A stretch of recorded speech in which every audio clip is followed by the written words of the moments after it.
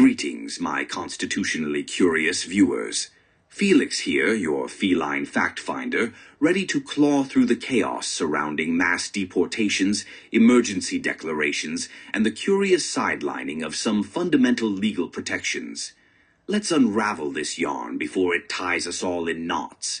President-elect Donald Trump has announced a sweeping plan to declare a national emergency to facilitate mass deportations of undocumented immigrants, with military involvement on the table. While the idea of using tanks to transport toddlers might sound absurd, the legal and ethical implications of this move are as serious as a hairball in your favorite shoes. This would unlock powers allowing the executive branch to bypass certain legal restrictions. Think of it as giving the government a free pass to break the usual rules. Nothing like using a crisis to fast-track policies you couldn't pass the normal way. It's like calling every scratch on the furniture an emergency. Military assets would be used to support immigration and customs enforcement operations, from logistics to transportation. While direct enforcement would technically fall to ICE, the optics of military vehicles escorting deportees are anything but subtle. Posse comitatus? Never heard of her, apparently.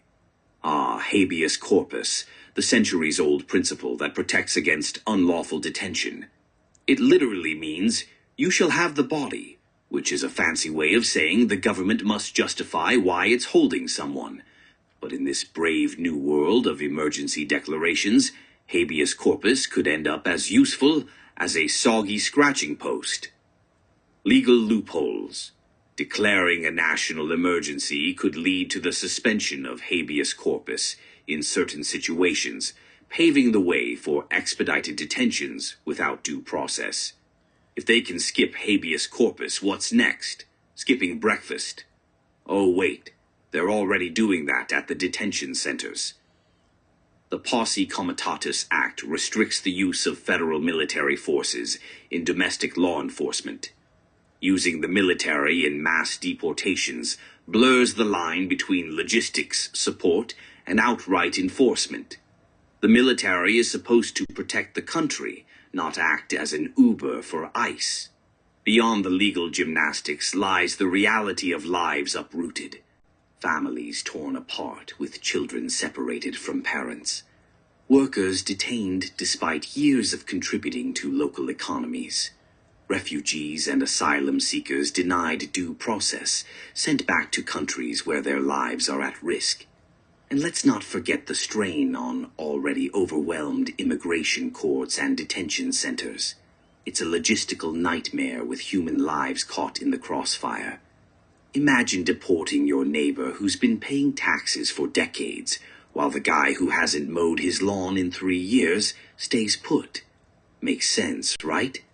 Experts warn that these actions could trigger a constitutional showdown, testing the limits of executive power. Civil rights groups are already preparing to challenge the emergency declaration and military involvement in court.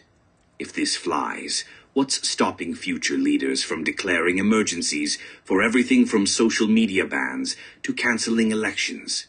Once you open Pandora's litter box, good luck shoveling it back in. Here's the bottom line, folks. Pay attention.